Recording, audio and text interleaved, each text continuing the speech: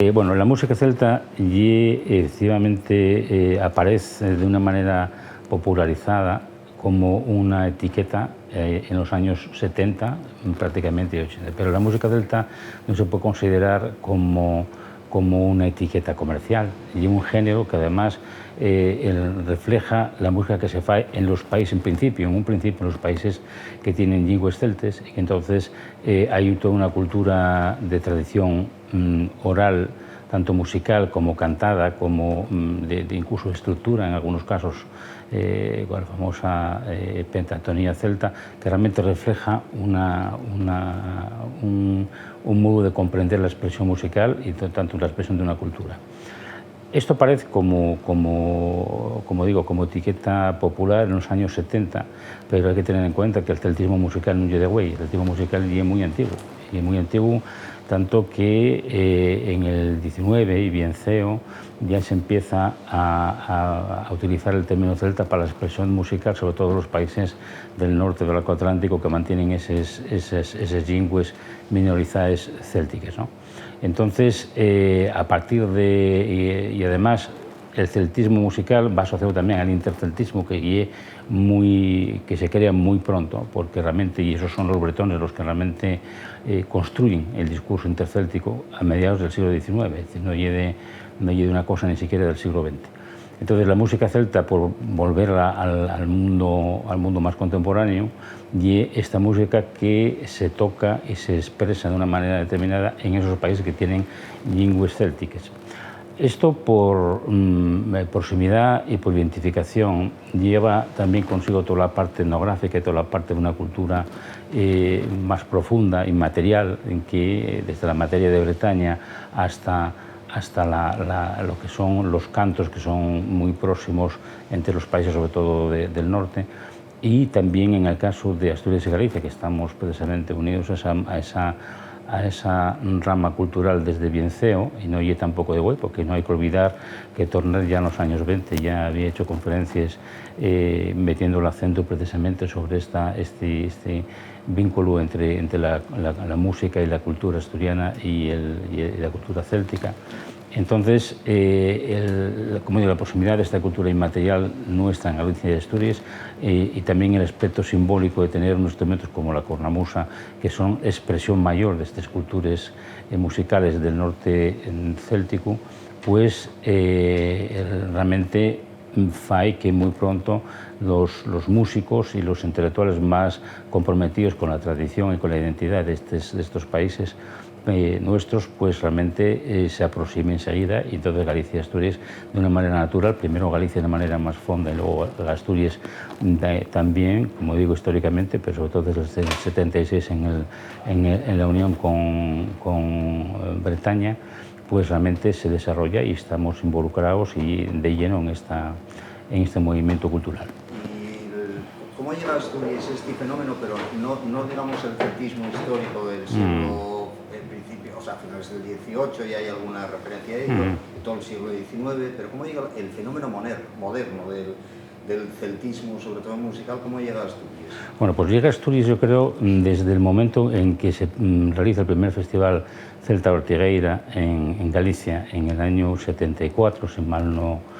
77, perdón, si mal no me recuerdo. En ese momento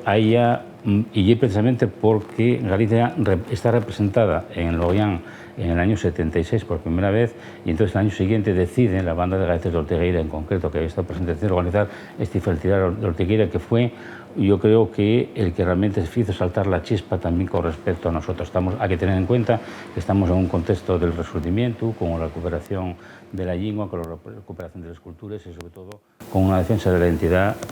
nuestra. Y muy CEO, a toda la generación a la que yo pertenezco, por ejemplo, vemos realmente que hay una proximidad cultural bastante fonda entre lo que se vaya en Bretaña, por ejemplo, y en otros países, y que hay sonoridades que nos recuerdan lo nuestro propio. Nosotros estábamos en un momento mucho más primitivo. Hay que tener en cuenta que era un momento había descendido mucho la práctica pública de la gaita, otra cosa era la práctica privada, por ejemplo. Había muy pocos profesionales o semiprofesionales dedicados a este instrumento, que era el instrumento simbólico que más motivaba, junto con el arpa también en el norte, pero sobre todo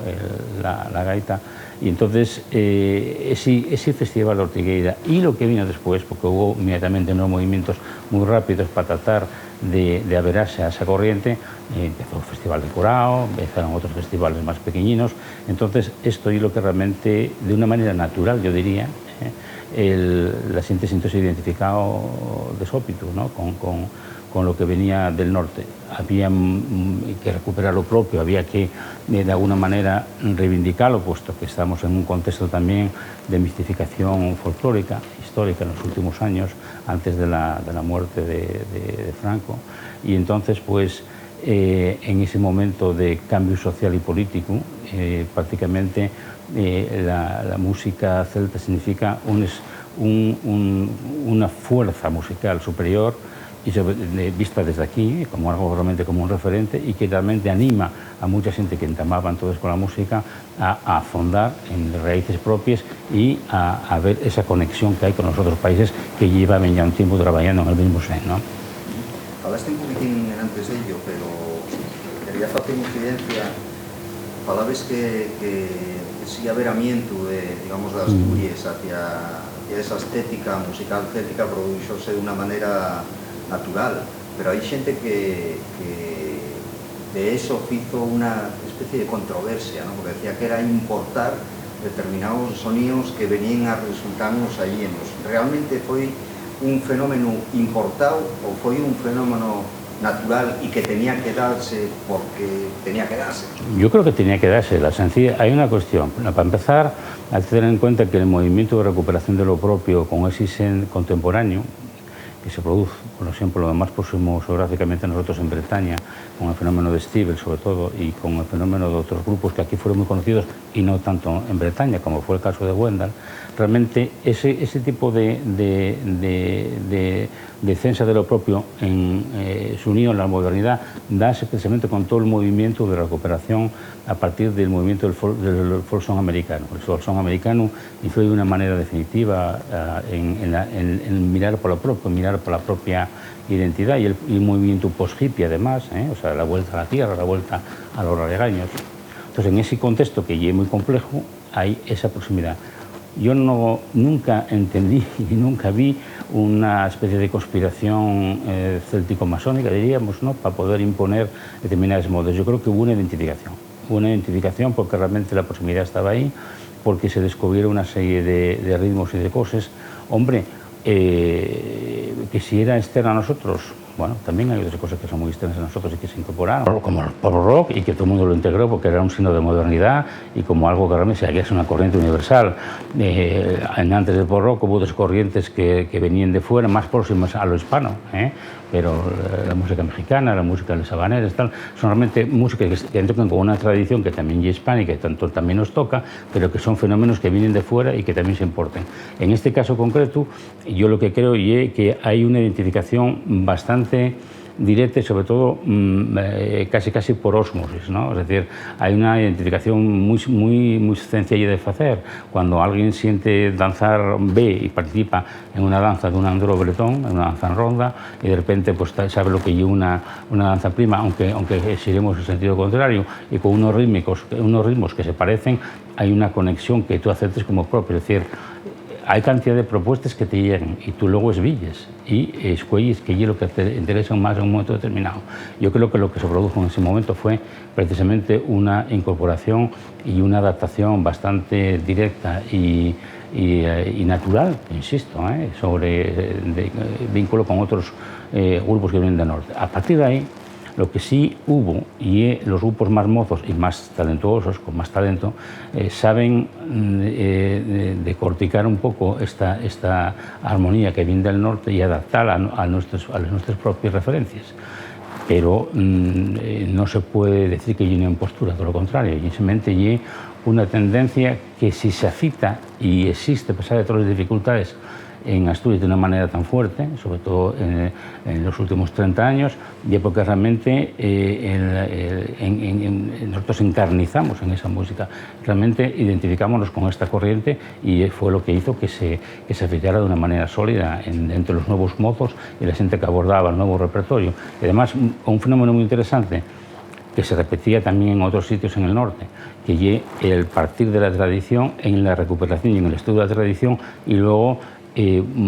buscar aquellos elementos que realmente pues, se adaptaban más a esta nueva estética que llegaba, que hay una nueva estética, sí, estética, pero eso no anula en absoluto la identificación con una corriente cultural que yo creo que pertenecemos de derecho total, de pleno derecho.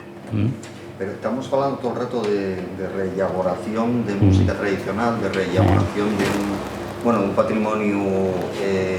musical y sonoro proveniente de la tradición, de ritmos, melodías, etcétera, etcétera. Pero hablando de la propia tradición en sí, cuando nos llega este fenómeno, como ya falabas tú muy bien antes, lléganos en un momento muy determinado, muy particular, que se está dando en Asturias y en todo el Estado. La llegada de la democracia, la muerte de Franco, etcétera, etcétera. Y falabas tú de que existía una situación muy determinada de la música tradicional. Falabas de la utilización pública, por ejemplo, de la gaita, que no privada, pero ¿qué importancia tuvieron en la creación de este fenómeno aquellos grupos de investigación etnográfica que se separaron, que francieron por lo que era la tradición de la sección femenina? Yo creo que tuvieron una importancia capital como fuente precisamente de elementos que se nos escapaban. Es decir, la música asturiana en ese momento estaba todavía muy estereotipada, es decir, había o la tonada o solista acompañado a la gaita, o había pues la típica gaita que se utilizaba exclusivamente para los bailes tradicionales o bailes de los grupos de danza tradicional que entonces estaban patrocinados directamente por la administración pública, que era la sección femenina, y entonces la tríada Jota, Muñeira y Saltón eran prácticamente lo único que se escuchaba. ¿Qué ocurre? Que con los grupos de investigación etnográfica, con la llegada de nuevos músicos mozos que empiecen a trabajar con ellos, empiezan a descubrir otro repertorio, y hay una figura clave para mí en ese momento de transición. Por una parte está el caso de un Manolo Quirós que supo introducir la gaita en un contexto pop rock,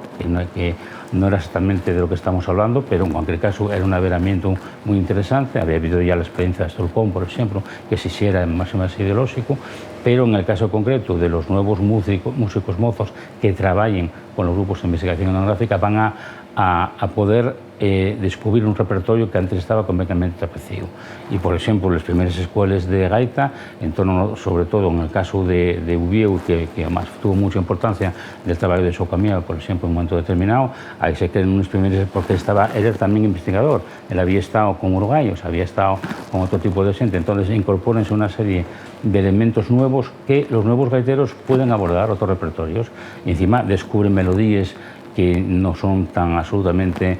centradas en el mundo de la danza, sino en la utilización de la gaita en la sociedad, dentro de otros estalles. Empiezan a aparecer en los archivos fotos, pues eso, pues de manifestaciones políticas en los años 20, donde ves la gaita asociada a los sindicatos mineros, por ejemplo, donde se repárase en que existe una cultura musical de gaita asociada a la misa, por ejemplo, de gaita. Hay todo un mundo que se redescubre en ese momento gracias al trabajo de esta nueva generación que afonda en lo tradicional a partir de los grupos de investigación etnográfica. Decía que hay un fito muy determinante de aquella época que marcaría un poco, si quieres, un poco el devenir también de todo este movimiento y hasta la manera de entender el ocio en un momento determinado, que fue la Noche Celta de Coral, de la que se hicieron dos ediciones. Realmente aquello fue una especie de Big Bang, ¿no? Sí, aquello fue un Big Bang, porque realmente, si antes mencioné el caso de Ortigueira, para lo que era la península ibérica, evidentemente Corao no ya lleno a la celebración de unos años antes de Ortigueira, y siempre estaba ese punto de decir, hay que hacer un festival en Asturias Entonces Corao fue el primero en arrastrar mucha xente mozo, Porcía vendría poco más tarde, y entonces en ese caso Corao yo creo que es un nombre mítico y que realmente es el que para una generación determinada, además, como tú bien acabas de decir, hay una concepción del ocio, porque hay una noche que empieza normalmente tarde, pero se llama así, a eso de las 10 de la noche, y esto hasta las antes de por la mañana. O sea, que en eso la gente estaba encantada de hacerlo. Y es significativo que en la primera noche de Celta de Corao, pues el gatero mayor de España, que era Remis Ovalle, era un encuentro con la tradición, que estaba presente allí, con la su bandera de la guirnalda que tal, que realmente le estaba muy orgulloso de utilizarla. Empieza a presentarse también Beleño en un formato primitivo, porque luego se modificaría muchísimo, y empiezan a aparecer ya, empieza a visibilizarse una generación de músicos que antes empezaron a trabajar poquitín a poquitín, muchas veces con bastante timidez, pero que empezaron a aparecer en público ya como un proyecto real y visible por el público. Yo creo que Corao efectivamente marca todo un boom, además por haber sido el organizador de la Noche Celta de Ubiu, prácticamente fue el año siguiente, primero fue Corao, el siguiente fue la de Ubiu que organizaba yo, y eso digamos que afita de una manera definitiva la presencia del público en la catedral. Y lo que dicen antes de cómo de una manera natural nuestra generación se incorporó en la nueva corriente musical que llegaba, también se veía ante el público. Porque yo nunca se me olvidará de ver la Plaza Catedral absolutamente llena de gente, y eran familias que venían. Y venían no como una actividad más de romería, sino porque realmente, y preguntaban, ¿a qué hora tocan los irlandeses? ¿A qué hora tocan no sé quiénes? Realmente allí era gente que realmente, y era una novedad, pero una novedad que empataba perfectamente con una tradición que nosotros teníamos un poco escaecida, pero que gracias a este nuevo movimiento se da mucha fuerza y permite en un momento determinado establecer ya un contexto de nuevo folk completamente diferente a lo que habíamos conocido hasta entonces en cuanto a la música tradicional asturiana, incluso los experimentos con mayor voluntad de evolución. Eso como la Noche Celta decorábamos como un Big Bang interno, pero después también digamos que hay elementos exteriores que influyeron, como fue el Festival de Lorient, ¿no? Sí. ¿Qué representó Lorient en todo este proceso de agitamiento de esta estética, corriente o manera de entender la música asturiana? Yo creo que fue clave, y bueno, en ese caso sabéis ya que tengo otras funciones ahí mismo, pero fue clave por una razón. Lorient era un espejo de lo que realmente se podría hacer si se trabajaba fondamente y sobre todo con una participación de la sociedad que lo organizaba, la sociedad bretona, bastante fuerte, es decir, que realmente, y luego tuvo un valir, si quieres, hasta pedagógico, es decir, la gente que iba a Lorient era una cosa que yo insistía siempre mucho mientras fui delegado, siempre procurábamos que no repitieran los grupos, que los grupos vienen, y eso permitía que luego la gente se sintiera muy contenta de poder participar en este movimiento. La primera banda de gaites que tocó en el estadio de Lorient, cuando todavía no había noche intercéltica, la noche mágica que se llamaba entonces, fue la BT Berga. Y eran 14 nenos, y nunca se me olvidará que uno de ellos decía, joder, reírse de mí porque tocaba la gaita, decía, lo que me río soy yo, decía aquel rapaz. Bueno, pues yo creo que y era bastante significativo de lo que supuso, por muchas razones. Primero, el reconocimiento internacional. Asturias era una entidad cultural que era y es reconocida dentro de un contexto internacional, un contexto además internacional importante. Hay que tener en cuenta que empieza en el año 85 la presencia asturiana en Lorient, y Beleño Quimbal el primer año, como un pequeño grupo invitado, y yo fui que había presentado los dosieres para que se admitieran a Asturias en Lorient. Costóme un tiempo, pero bueno, al final ahí estamos. Y entonces,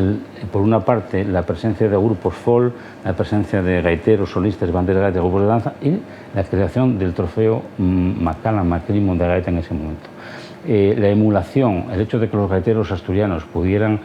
ser vistos y tratados en un contexto donde había grandes nombres de la música de gaita, de Gran Cornamusa en concreto, en un contexto a nivel mundial de prestigio, de alguna manera jugó un papel de identificación y de sofitu fuerte a lo que era aquel movimiento que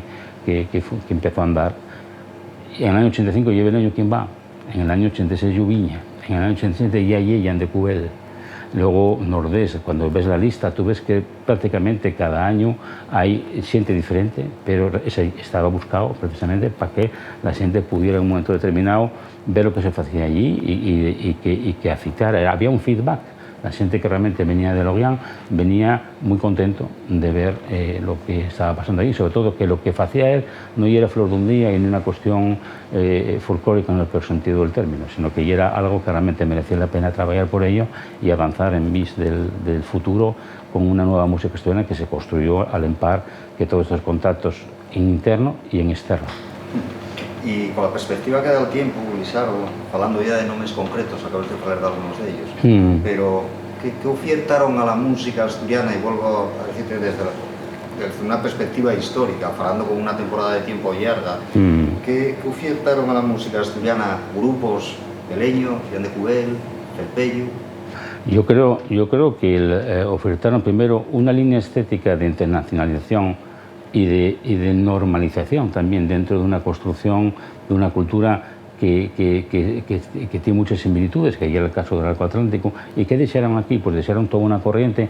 que malgar todas las dificultades y que, como tú decías al principio, hubo un boom, pero ese boom decreció, hubo por lo menos tres grandes momentos en la historia de la música celta, y el año que viene en lo ya vamos a cumplir 50 años, y se puede decir que prácticamente estamos hablando de ese medio siglo donde realmente se construye todo este proceso, un proceso que ya es dinámico, como ya dinámica la vida de todos los días y como ya dinámico todas las influencias que recibimos. Luego escogemos y las cosas queden o pasen. Yo creo que hoy en día es imposible separar un cierto sentimiento en cuanto a la tierra, en cuanto a la identidad, en cuanto a la propia tradición, con una mentalidad de apertura que realmente sin este movimiento no hubiera estado ahí y de hecho está, porque hoy en día estamos hablando de Felpeyu, estamos hablando de Jan de Cubel, que encima van a sacar un nuevo disco a pesar de las noticias que sabemos desde hace muy poco tiempo,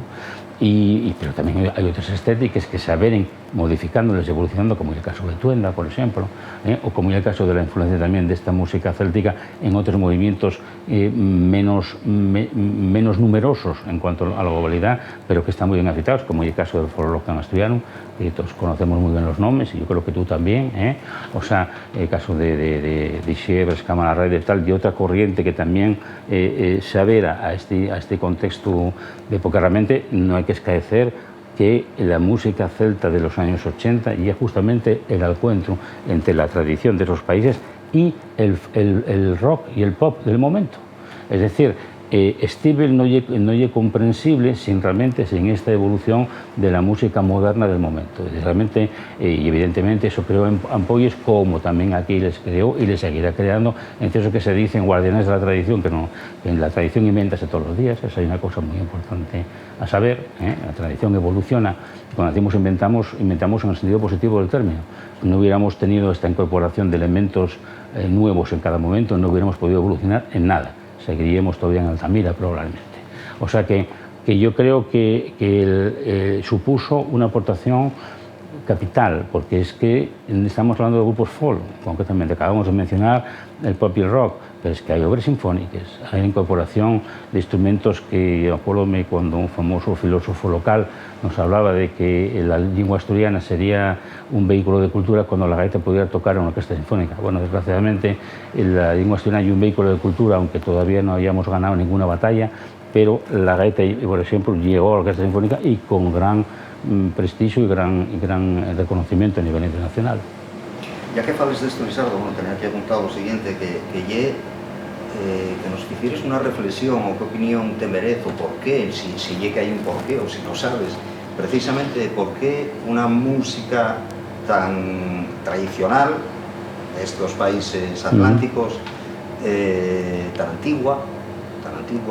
que se revela de una manera muy versátil y que actualmente el concepto de música celta ya no es adscribible nada más que a un determinado sonido acústico, digamos, sino que hay música celta que la sientes y ves que está, pues bueno, trescalada por jazz, o que efectivamente hay grupos de rock que se definen como Celtic Rock, que hay grupos de punk en Estados Unidos, el Paddy Rock, que hay composiciones orquestales y sinfónicas, que hay xente y DJs facendo música electrónica de raigaño céltico. Bueno, realmente la música celta revelóse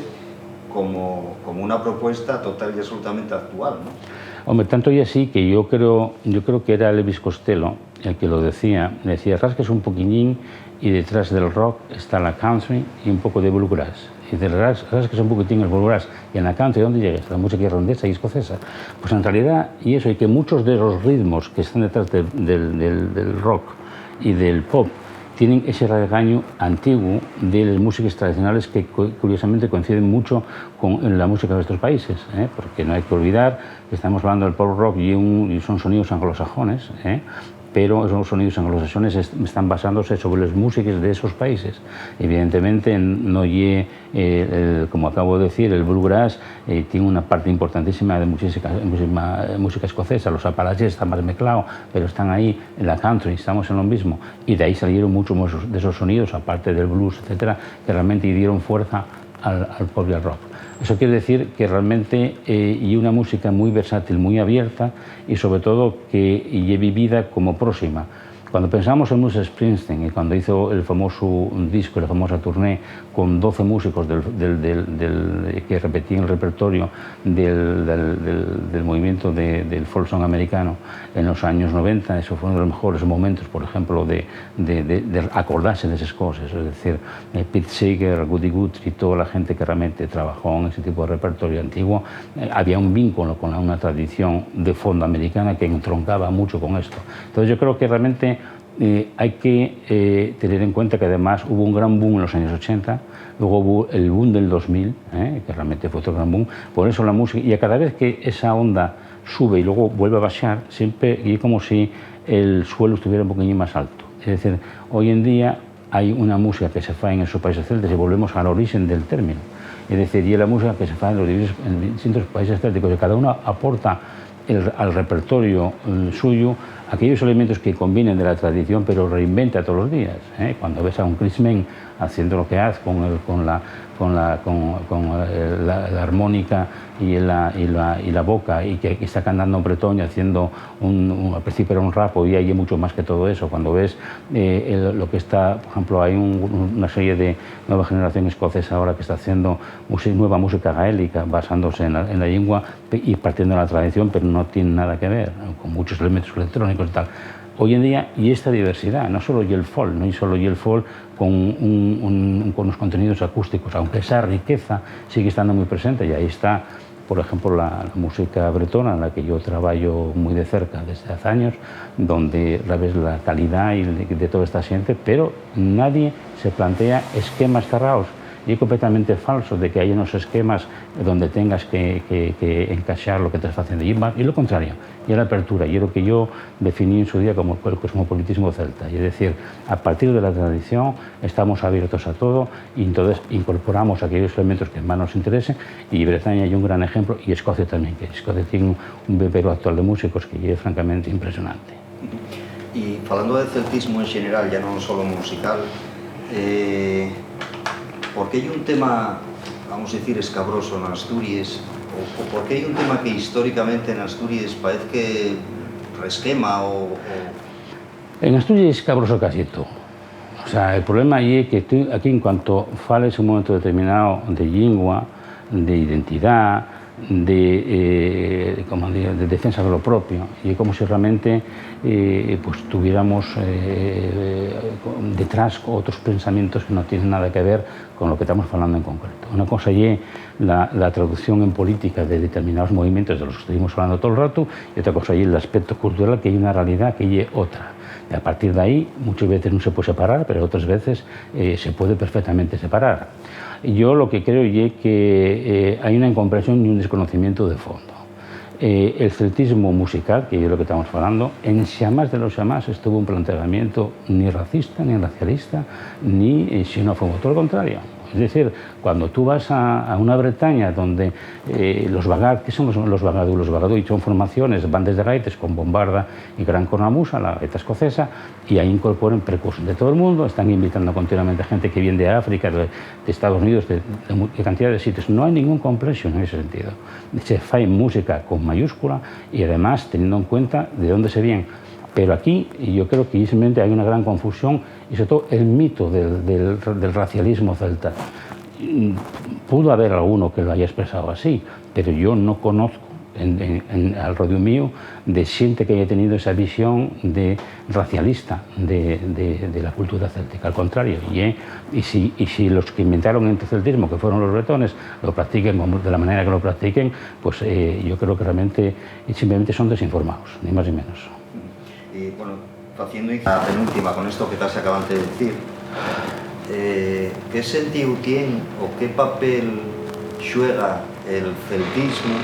en el siglo XXI con unas sociedades multiculturales, multirraciales, étnicamente muy diferentes, plurilingüistas? ¿Qué sentido tiene el celtismo en este siglo XXI? Y aquí precisamente vuelvo a lo que terminaba de decir. Para mí, el celtismo del siglo XXI tiene más o menos que la continuidad de lo que fue el celtismo histórico. Y que fue mucho más abierto de lo que la gente se piensa. Una cosa son los esquemas que si eran racialistas y esencialistas del XIX, pero otra cosa es la realidad histórica. Tan celtas eran los gálatas como los celtíberos. Es decir, los gálatas estaban en Turquía y los celtíberos estaban aquí. Y digamos, la gente con los elementos fuerza más importante realmente del mundo celta, y era la cultura de Latén, el norte de Italia, etc. Es decir, que realmente siempre se superpuso una cultura histórica, antigua, arcaica, céltica sobre sociedades que ya existían, y en el arco atlántico hay tanto de celtismo como de atlantismo, como realmente bronce atlántico, cantidad de elementos de carácter arqueológico que construyen todo este mundo atlántico que nos pertenece y al que pertenecemos. Y además la historia evoluciona, los arqueólogos evolucionan, y hoy día las visiones de cómo fue esa cultura céltica antigua cambió bastante, y hay autores insignes que piensan en realidad cuento mucho más al sur de lo que se dice habitualmente, ¿no?, en la construcción de esta cultura celta antigua. ¿Qué sentido tiene hoy en día? Pues el intercambio, son los valores de transferencia cultural, son valores de pluralidad lingüística. Acabo de decir, el gálata no era igual que el celtíbero, ni era igual que lo que luego dio origen al gaélico irlandés, que es un poco diferente del escocés, dicho sea de paso. O sea, quiero decir con esto que esta pluralidad está ahí, y en el mundo de hoy en día, y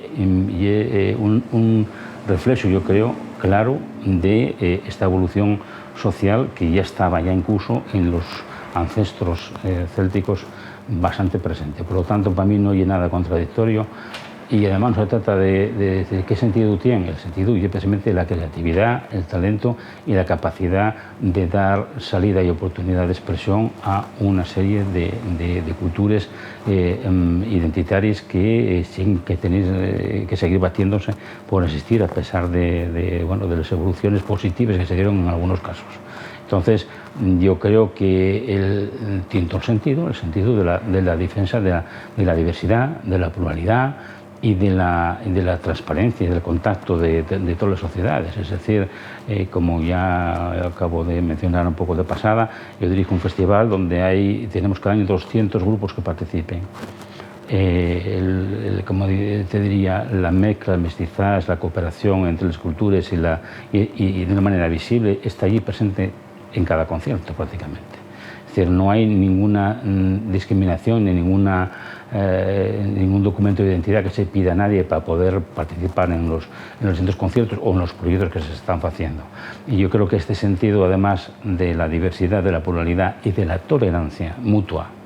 porque la tolerancia siempre hay alguien que tolera y otro que se siente tolerado. No, la tolerancia mutua, la transferencia cultural, yo creo que es una de las riquezas mayores que tiene este celtismo del siglo XXI, que para mí empata con el celtismo arcaico histórico, que es ese celtismo, que esta cultura celta que se expandió por toda Europa entre los siglos V a.C. y hasta el expropoye gigante del Imperio Romano. Y por último ya, queríamos pedirte una reflexión general sobre presente y futuro de la música asturiana. ¿Cómo lo ves y qué futuro ya alvidres o cómo ves la historia? Vamos a ver, yo non sería faltar a la verdad si dijéramos que estamos bien. Estamos en un momento bajo, un momento de crisis, pero un momento de crisis que yo creo que precisamente conversaciones como las que estamos teniendo hoy o como algunos desgraciados eventos que se produjeron estas semanas anteriores, francamente tienen que llamarnos la atención de que lo mejor, yo creo que de lo mejor, por no menospreciar otras cosas, de lo mejor que se hizo en estos últimos 40 años por la música asturiana en general y por la tradición, está precisamente en este movimiento que es muy rico, que es muy diverso. Yo creo que hay un problema de falta de confianza en los propios valires de una gente ahora que no ve salida, porque claro, hay muy pocos festivales, llámese Noche Fol o como quieras llamar, o Noche Celta, hay fiestas populares que antes estaban muy presentes en la música asturiana, cada vez hay menos. Y yo creo que hay que convencerse de que al margen de la ayuda que es exigible además a las instituciones de ayudar a desarrollar las nuestras músicas y la nuestra cultura en sentido amplio, también hay que saber arriesgar y trabajar uno mismo por el futuro. Es decir, y luego el nivel pedagógico, el dar apertura a nuevas generaciones y que la gente, sobre todo, demostrar de que no hay ninguna cerrazón en cuanto a lo que se está haciendo con la música tradicional y la música céltica en general. Yo creo que es la mejor forma de poder seguir atrayendo a nuevas generaciones, a mocedades, pero es muy importante también exigir un apoyo institucional a una riqueza que tenemos ahí y que se nos reconoce más a nivel internacional que a nivel local, a veces. Y el futuro, pues no lo veo negro, pero estamos en un momento, yo no lo veo negro en el sentido de que si somos capaces de reaccionar y de ponerse de acuerdo para hacer cosas, y empezar a hacer cosas no falta hacer grandes maravillas, siempre hay casi el fantasma, o de decir hay que hacer un festivalón. Bueno, pues a lo mejor no fue falta hacer un festivalón, fue falta hacer un festival con xeito, con sentido, y que la gente se siente identificado con lo que tiene alrededor. Y luego está la dignidad de los músicos. Hay que saber a los músicos tener en cuenta, respetarlos como músicos en todos los sentidos, profesionalmente,